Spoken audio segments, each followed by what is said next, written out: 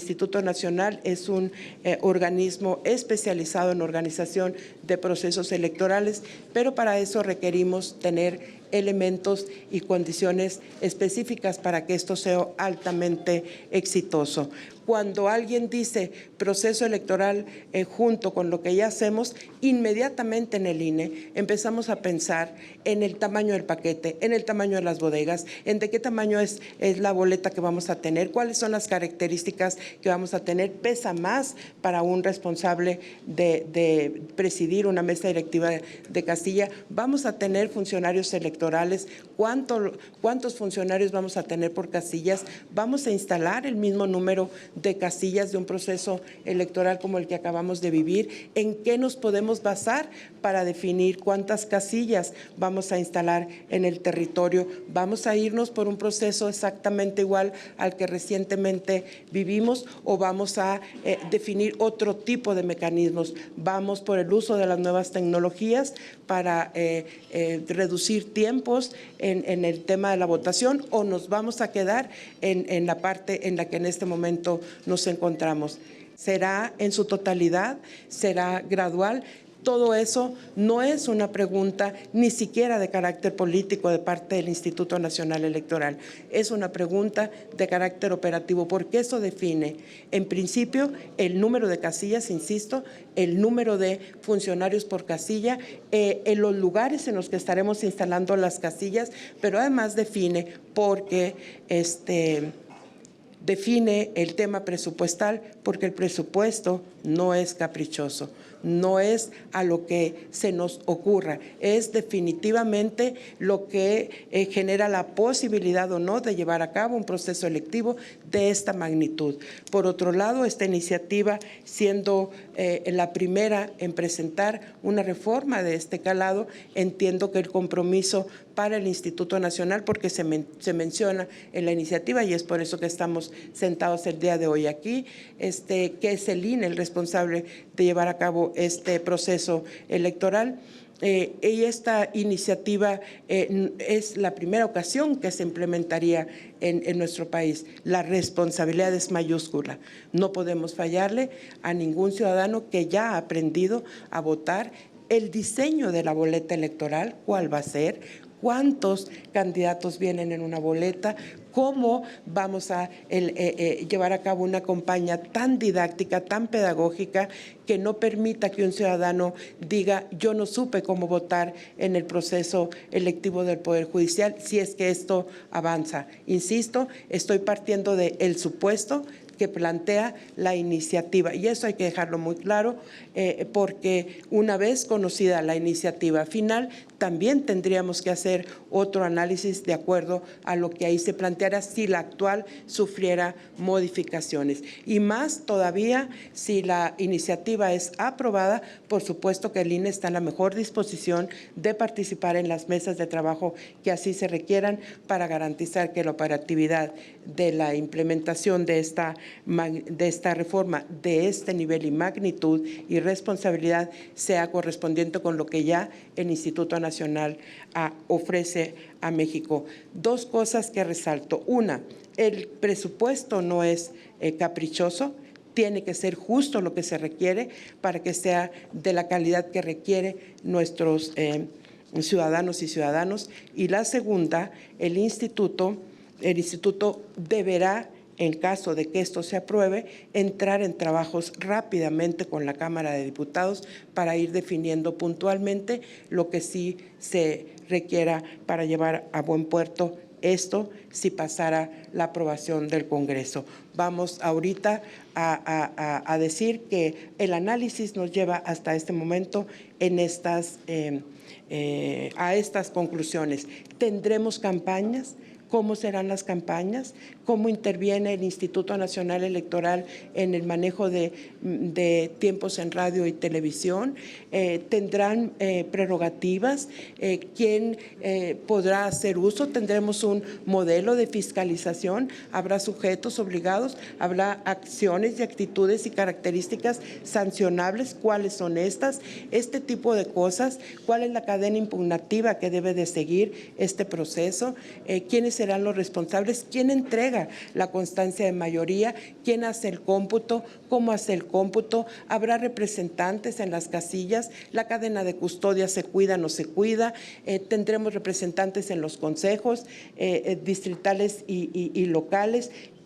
Con todos esos interrogantes nos quedamos y decimos, una vez que tengamos claridad en todos estos procesos, el instituto, por supuesto, como siempre, podrá garantizar un proceso electoral transparente, altamente efectivo, con una campaña adecuada que se ajuste a las necesidades y a lo que está planteando, y seguramente en un futuro estaremos recibiendo los impactos correspondientes en el Sistema Nacional de Elecciones de nuestro país. Y esa es la parte más importante para el instituto, porque el instituto no forma parte de una fuerza o de otra fuerza política, solamente nos dedicamos a organizar elecciones, y en la parte técnica y operativa es donde estamos en este momento situados, haciendo todos estos, que espero que sean aportaciones que nos permitan profundizar en el análisis de alguna parte de esta iniciativa y que nos considere los tiempos suficientes. ¿Cuánto tiempo dura una campaña? ¿Por qué dura eso? ¿Cómo nosotros vamos a iniciar el proceso? ¿Cuándo se cierra? Ese tipo, ¿cuánto tiempo tenemos para hacer el cómputo? El cómputo se hace en la casilla y después en la oficina distrital. Estas cosas que sí hacemos en el proceso electoral para el poder ejecutivo y legislativo, como entonces las trasladamos al proceso electivo del Poder Judicial. Y vuelvo a poner por encima los dos grandes derechos, el derecho político electoral de todo ciudadano mexicano y el derecho de acceso a la justicia en igualdad de condiciones, y por eso es que estas reflexiones dejamos hoy en la mesa de ustedes para su análisis. Sin justicia, señoras y señores, no hay libertad. Y la base de la justicia no puede ser otra que el equilibrio entre los derechos de los demás con los nuestros. He aquí resuelto el problema de la ciencia social. Podría pensarse que tales advertencias hubieran sido formuladas por las luces de quienes nos han antecedido en estos foros de diálogo nacional. No, fueron proclamadas por quienes integraron el Congreso que nos dio al Estado mexicano. Fueron proclamadas por quienes han signado sus nombres y sus firmas en letras de oro en las paredes nacionales. Por Miguel Ramos Arizpe, por Carlos María Bustamante, por José María Izazaga, Ignacio Rayón, Fray Servando Teresa de Mier, Manuel Crescencio Rejón, Valentín Gómez Farías, entre otros muy ilustres redactores de la primer constitución que tuvimos nosotros en el país de 1824. Considero que la iniciativa que hoy discutimos no supone un cambio estructural e integral susceptible de resolver los problemas que aquejan a la impartición de justicia en nuestro país. Sin embargo, partiendo de que en este y en otros foros se ha presentado al voto popular como un planteamiento irreductible, me centraré en proponer algunos ajustes a esa figura. Hablemos con responsabilidad. El método de elección por votación directa de personas nominadas por los poderes de la Unión resolverán la inaccesibilidad, el rezago y los casos de corrupción en el Poder Judicial. La votación popular de esa lista políticamente selecta de personas permitirá que la ciudadanía acceda más fácil y con menos costo a una justicia cercana, sustantiva e imparcial. La respuesta para mí es negativa. La reforma apunta a un objetivo loable, reconozcámoslo todas y todos, que acceder a la justicia es hoy en día costoso, tardado y en algunos casos imposible.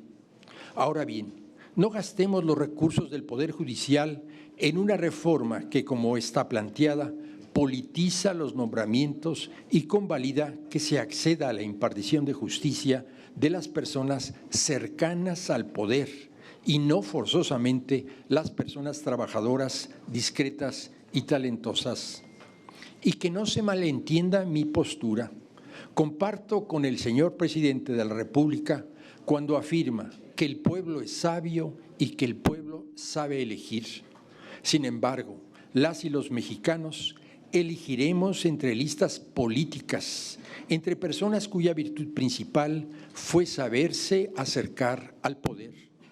Y en ese punto es que convendría preguntarnos cómo y a qué costo se empatarían las cartografías electorales con las judiciales, cómo y a qué costo se empatarían las lógicas partidistas con las judiciales.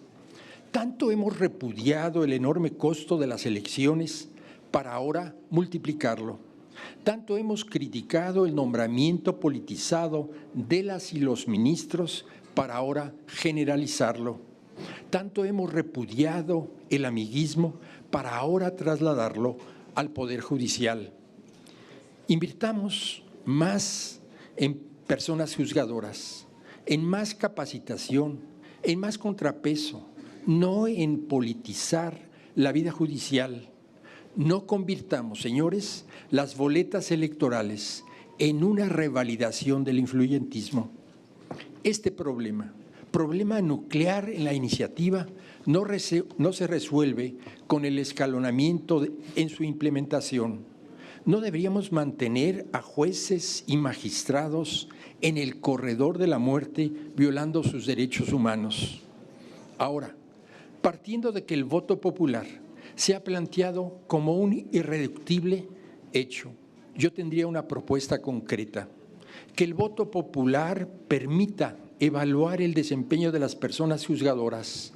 Usemos las urnas para decidir si los jueces y magistrados han realizado satisfactoriamente su trabajo y que, por tanto, deban de permanecer en el cargo o bien deban de ser removidos.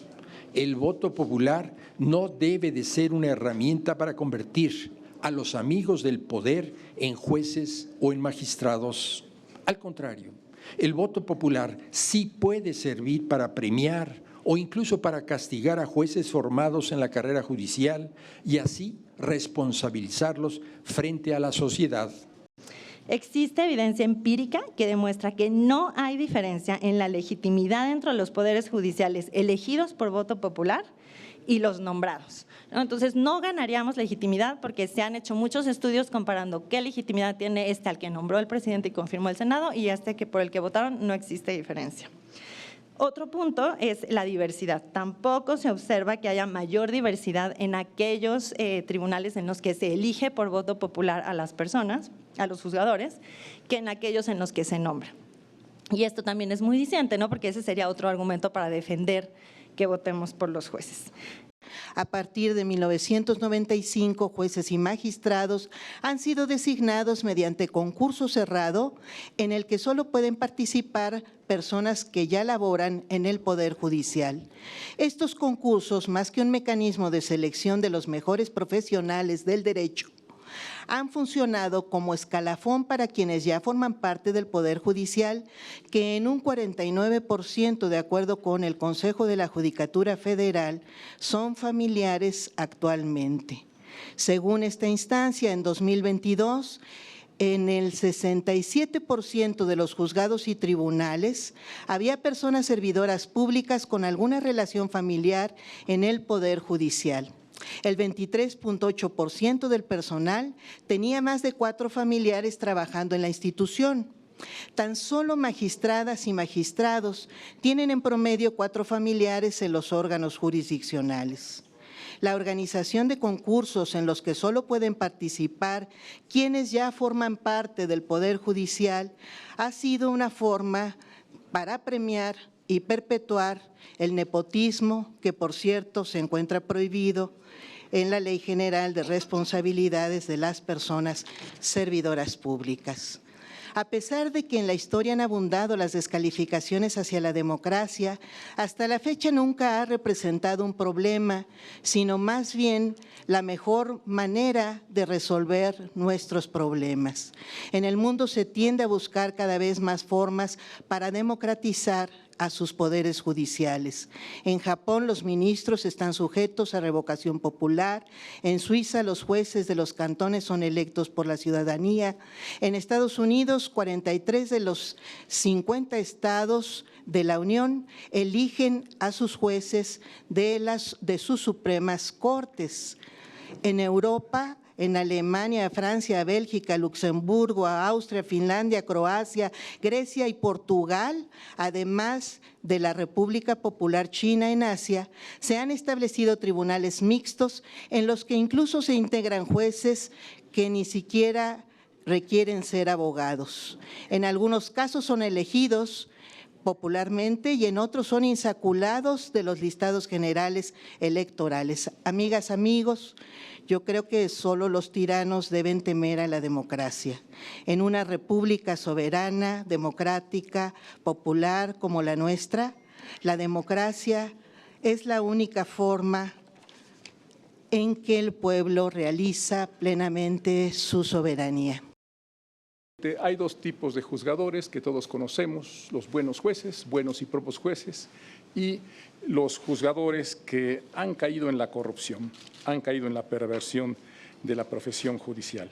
Y hay millones de pruebas cotidianamente, tengo más de 40 años litigando y defendiendo casos de derechos humanos y casos de vulnerables de la población civil, y todos ellos coinciden en que hay una gran crisis por la gran corrupción y la gran impunidad en el Poder Judicial.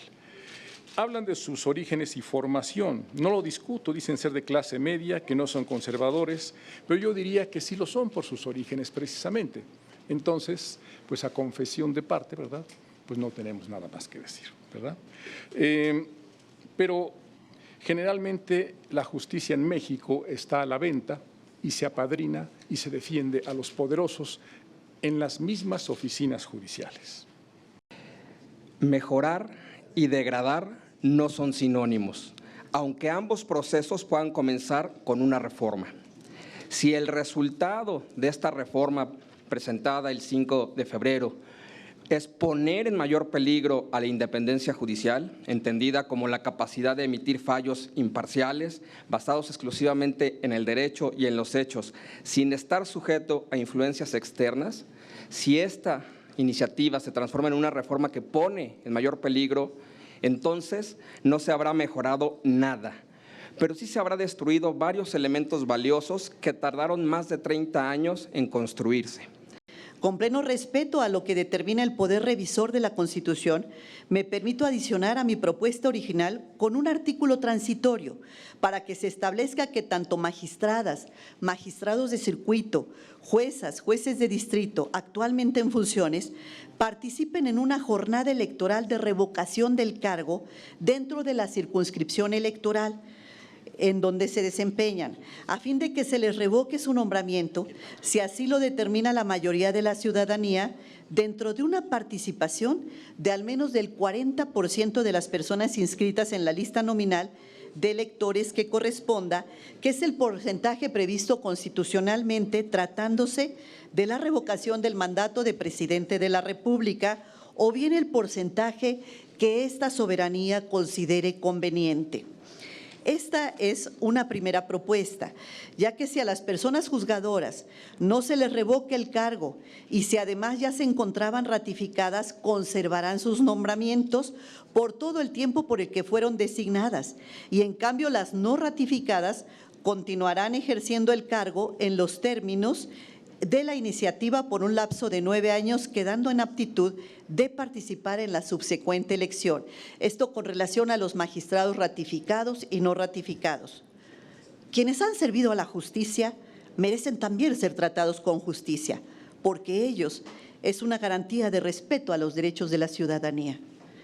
Como segunda propuesta, y con el objeto de no interrumpir la carrera judicial de los secretarios, actuarios y demás trabajadores instituida en el párrafo 7º del artículo 100 de la Constitución, propongo que a quienes ya se encuentran laborando en los diferentes órganos jurisdiccionales se les permita acceder a los procesos de elección popular en forma prioritaria, siempre y cuando cumplan los demás requisitos previstos en el artículo 97 de la iniciativa constitucional.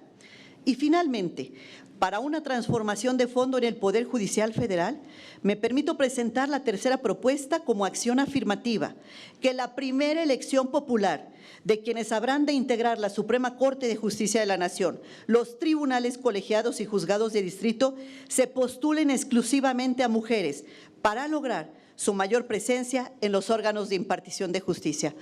El agravio social que existe respecto al Poder Judicial, tanto federal como local, a las fiscalías, a las policías, etcétera, el nepotismo, el gremialismo fuerte, los concursos cerrados, las retribuciones en contra del artículo 127 de la Constitución, las decisiones contra lege, cuando se han otorgado suspensiones con efectos generales en materia de amparo, de acciones, de controversias constitucionales, la oposición al actual gobierno, como nunca se había opuesto el Poder Judicial a algún gobierno, que ha hecho de nuestra Suprema Corte una tercera Cámara Legislativa, invalidando importantes leyes aprobadas por el Congreso de la Unión, y una percepción pues muy negativa de que es una Corte, de que es un Poder Judicial que resuelve a favor de los grandes intereses económicos, ¿no? Para que conglomerados, empresas como Televisión Azteca no paguen los impuestos, o para favorecer a grupos económicos del extranjero, a la empresa Iberdrola, respecto a las impugnaciones que hubo en materia o respecto a la ley de la industria eléctrica. No comparto que este sea el método adecuado para este tipo de designaciones, básicamente por tres razones. La primera, porque el diagnóstico que sustenta la iniciativa no es suficiente para demostrar que el mecanismo que ahora se propone es el adecuado para lograr los fines que se persiguen, ya que la corrupción y la impunidad no están directamente vinculados con la estructura de la judicatura o con el nombramiento o la forma de nombramiento de sus integrantes, por lo que me parece que no es justificado la destitución integral, desconociendo derechos laborales y de retiro de la totalidad de titulares de la Judicatura Federal a manera de represalia. La segunda, porque se ha denostado a la Judicatura Federal, afirmándose que somos corruptos y que servimos solo a determinados grupos privilegiados. Quienes hemos sido formados en la carrera judicial, estamos conscientes que nuestras resoluciones siempre se generan en medio de un conflicto y que finalmente la parte que no obtiene lo que pretendía queda insatisfecha y molesta con quien juzga, atribuyendo esa decisión desfavorable no a la falta de elementos probatorios o argumentativos para obtener su objetivo, sino frecuentemente se recurre a la descalificación del o la juzgadora, atribuyéndole deshonestidad o ineptitud. Así que en esa narrativa que se ha generado contra el trabajo de las y los juzgadores, en muy pocas ocasiones se exponen y analizan los argumentos jurídicos, la interpretación constitucional o legal y los precedentes obligatorios sobre el tema específico que están precisamente obligados a aplicar en sus determinaciones. La tercera, porque se ha dicho que la elección popular de jueces es un modelo que legitimará las decisiones de los juzgadores. Pero esta legitimación tiene que derivar del cumplimiento de los jueces a su juramento por defender la Constitución, así como de su preparación, imparcialidad y profesionalismo, no de su popularidad o de la simpatía que puedan generar en los electores. Las personas juzgadoras deben estar más comprometidas con su autonomía, capacitación y estudio que con la necesidad de tener que enfrentar procesos electorales.